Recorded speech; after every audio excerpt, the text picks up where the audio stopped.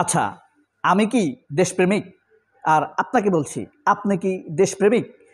আপনি দেশপ্রেমিক কিনা এই প্রশ্ন করলে আপনার মনে নানান প্রশ্ন তৈরি হতে পারে। কিভাবে বুঝবো আমি দেশপ্রেমিক কিনা?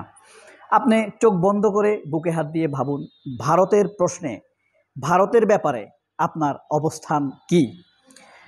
এই বিষয়টি বুঝতে পারলে আপনি মোটামুটিভাবে নিশ্চিত হয়ে যাবেন যে আপনি আসলে একজন দেশপ্রেমিক মানুষ কিনা। ভারত আমাদের হায়দ্রাবাদ নিয়ে গিয়েছে, গোয়া নিয়ে গিয়েছে, তারপরে কাশ্মীর নিয়ে গিয়েছে। ভারত আসলে কি চায় বুঝতে পারছেন? এগুলো তো নিয়ে গিয়েছে অতীতের কথা। ভবিষ্যতে ভারত কি চায়? ভারত হাসিনাকে ক্ষমতায় চায়, হাসিনাকে আশ্রয় দেয়, আমাদের গুম খুন হত্যা নির্যাতন লুটপাট এসবকে সমর্থন দেয়, একতরফা নির্বাচনকে সমর্থন দেয়।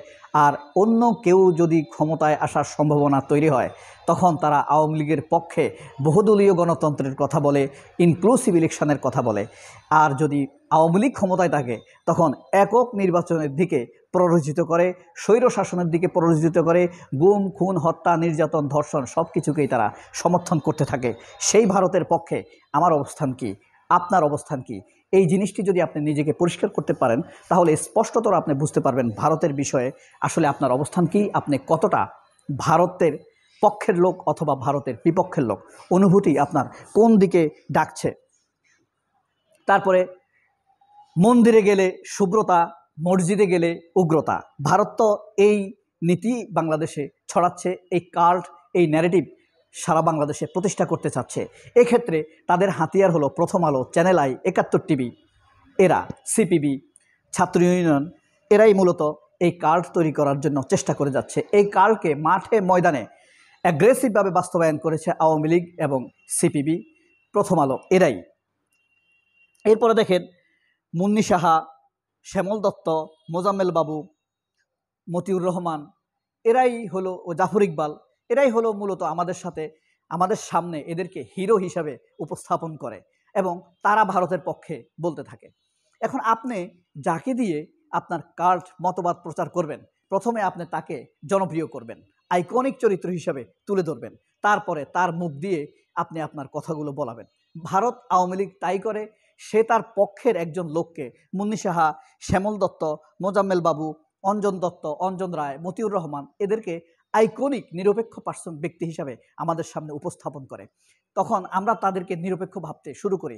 জাফর ইকবালদেরকে আমরা নিরপেক্ষ বুদ্ধিজীবী হিসাবে ভাবতে শুরু করি, সলিমুল্লাহ খানদেরকে নিরপেক্ষ বুদ্ধিজীবী হিসাবে ভাবতে শুরু করি, আশরাফ কায়সারদেরকে, তুষার আবদুল্লাহদেরকে, আব্দুল নূর তুষার, হানিফ সংকেতদেরকে আমরা নিরপেক্ষ ভাবছি না? একসময় এরা আওয়ামী লীগের কথা যখন বলবে আমরা মনে মনে ভাববো সম্ভবত আওয়ামী লীগই ঠিক, আওয়ামী লীগ যা বলছে তাই ঠিক। বছর বছর থেকে, দশকের পর দশক থেকে এরা এভাবে নিরপেক্ষ লোক তৈরি করে, নিরপেক্ষ মুখোশ পরে লোক তৈরি করে। খালেদ মহিউদ্দিনকে আপনি যদি বাংলাদেশের মানুষকে জিজ্ঞেস করেন, 90% লোক বলবে সে খুব ভালো সাংবাদিক, বড় সাংবাদিক। সে একজন খাচ্চা প্রো আওয়ামী লীগ সিপিবি, ইসলাম বিদ্বেষী লোক। এখন আপনার সামনে নিরপেক্ষ হিসাবে তাকে উপস্থাপন করা হয়েছে। এসব মুন্নি সাহাদেরকে, এদেরকে আমরা সাংবাদিক বলি, অথচ এক একটা আওয়ামী লীগের কর্মী, ফ্যাসিবাদের দোসর। বর্তমান মিডিয়াতে এরা সবাই ফ্যাসিবাদ হিসাবে এখনও আছে, আমাদের সামনে নিরপেক্ষ হিসাবে উপস্থাপিত। সাংবাদিকের তার মুখোশ ধরে তারা আমাদের সামনে বসে আছে। সাংবাদিকতার আড়ালের ফ্যাসিবাদ, মিডিয়ার আড়ালের ফ্যাসিবাদ, গণমাধ্যমের আড়ালের ফ্যাসিবাদ এরাই।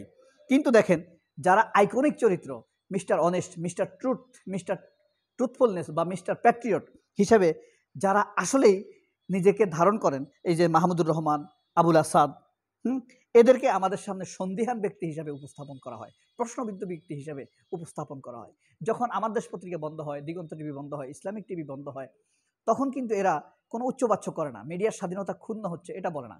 আর যখন তারা মিথ্যা, ডাহা মিথ্যা কথার বিপরীতে যখন তাদেরকে সতর্ক করা হয়, তাদেরকে অনুরোধ করা হয় এই বিষয়টি জাস্টিফাই করার জন্য, তখন বলে সাংবাদিকতার ক্ষেত্রে অন্তরায় এবং সাংবাদিকতা নিরপেক্ষতার গেলে।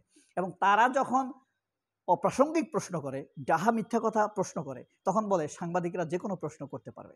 আর তাদেরকে যখন এই বিষয়ে প্রশ্ন করা হয়, সাংবাদিক কি প্রশ্নের ঊর্ধ্বে? খালেদ মহিউদ্দিন কি প্রশ্নের ঊর্ধ্বে? প্রশ্নই আসে না। খালেদ মহিউদ্দিনকে দেখা হলে আপনি কি প্রশ্ন করবেন? আপনার কখনো জানা আছে খালেদ মহিউদ্দিনের দ্বিচারিতাগুলো কি, মুনাফিকিগুলো কি? বাংলাদেশে গ্রামে গঞ্জে অসংখ্য মেয়েকে, অসংখ্য স্কুলে হিন্দু টিচাররা বোরকা খুলতে বাধ্য করেছে। সেই সব বিষয় নিয়ে খালেদ মহিউদ্দিন কোনো টকশো করেছে? কখনো করেনি। কিন্তু যখন টিপ নিয়ে, কপালের টিপ নিয়ে একটি নারী বলেছে, তার দিকে ক্ষুদ্র দৃষ্টিতে তাকিয়েছে, তাকে কিছু করেনি, হয়তোবা ওই লোকের চেহারাই এরকম, সেটা নিয়ে খালেদ মহিউদ্দিন কিন্তু টকশো করেছে। তাহলে বুঝতে পারছেন তার মনন কোন দিকে।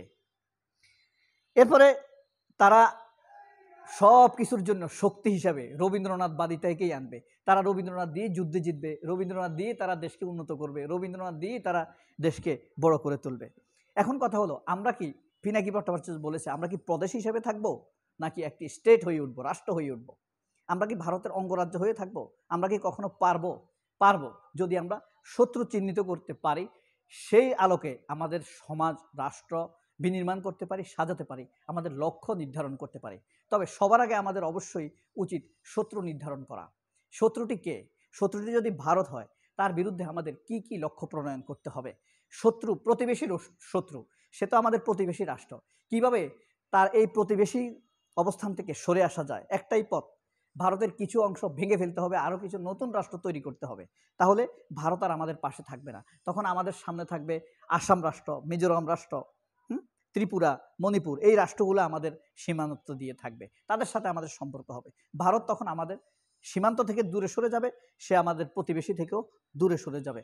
আমাদের নতুন প্রতিবেশী তৈরি করার মাধ্যমে আমরা ভারতের প্রতিবেশী অবস্থান থেকে সরিয়ে দিতে পারি। এবং এই যে ধরেন, যত কিছুই বলি কেনা, কে দেশপ্রেমিক হবেন, কে হবেন না, কারা আমাদেরকে বাণী শোনাবে, আমাদেরকে নির্ধারণ করতে হবে। চ্যানেল আই আমাদেরকে কি বাণী শোনায়, প্রথম আলো আমাদেরকে কি বয়ান শোনায়, হ্যাঁ, তারপরে আশরাফ কায়সাররা কি বয়ান শোনায়, আব্দুল তুষাররা কি বয়ান শোনায়, তাদের বয়ান কার পক্ষে যায়? ভারতের পক্ষে যায় নাকি আওয়ামী লীগের পক্ষে যায়? কিভাবে আমাদের দেশে আবার আওয়ামী লীগ আসবে, কি সম্ভাবনা আছে, এই বিষয়গুলো নিয়ে একটু ভাবার চিন্তা করা। সেটা কিভাবে? সেটা হলো, আওয়ামী লীগ যদি আসতে হয়, কোন সুতা ধরে আসবে? তারা মুক্তিযুদ্ধের সুতাকে ব্যবহার করেই আসবে। প্রথমে তারা মুক্তিযুদ্ধকে গ্লোরিফাই করবে, তারপরে মুক্তিযুদ্ধের সর্বাধিক নেতা কে ছিল? শেখ মুজিব। তারপর তারা শেখ মুজিবকে গ্লোরিফাই করবে। তারপরে শেখ মুজিবের দল ছিল আওয়ামী লীগ, তারপর তারা আওয়ামী লীগকে গ্লোরিফাই করবে। এইসব প্রতিষ্ঠিত হয়ে যাওয়ার পর অতীতে যেরকম আমাদের উপরে তারা অত্যাচার নির্যাতন করেছে, গুম খুন করেছে, প্রত্যেকটি মসজিদ তারা বন্ধ করেছে মুক্তিযুদ্ধের কথা বলে, মাদ্রাসাগুলো বন্ধ করেছে মুক্তিযুদ্ধের কথা বলে, মাদ্রাসার অসংখ্য শিক্ষক ছাত্রদেরকে হত্যা নির্যাতন করেছে মুক্তিযুদ্ধ বলে, হেফাজতের গণহত্যা তারা চালিয়েছে মুক্তিযুদ্ধের কথা বলে। অর্থাৎ এদেশের মুক্তিযুদ্ধের ঠিকাদার হয়ে দাঁড়িয়েছে শেখ হাসিনা। এদেশের মানুষের উপরে যে অত্যাচারগুলো চলেছে, সেগুলো চলেছে মুক্তিযুদ্ধের অত্যাচার, মুক্তিযুদ্ধের নামের অত্যাচার, মুক্তিযুদ্ধের ঠিকাদারদের অত্যাচার। এই অত্যাচার থেকে বাঁচতে হলে আপনাকে আন্তর্জাতিক শত্রু চিনতে হবে। আমাদের আন্তর্জাতিক শত্রু ভারত, আমাদের লোকাল শত্রু চিনতে হবে, আমাদের লোকাল শত্রু ইন্ডিয়া, আমাদের দেশীয় শত্রু চিনতে হবে আওয়ামী লীগ। আওয়ামী লীগ চিনতে হবে যে আওয়ামী লীগ যে একটি ভারত সৃষ্ট দল, সেটি আমাদেরকে চিনতে হবে, জানতে হবে। সবাই অনেক ভালো থাকবেন, সবার অনুভূতির শুভকামনায়। আল্লাহ হাফেজ, আসসালামু আলাইকুম।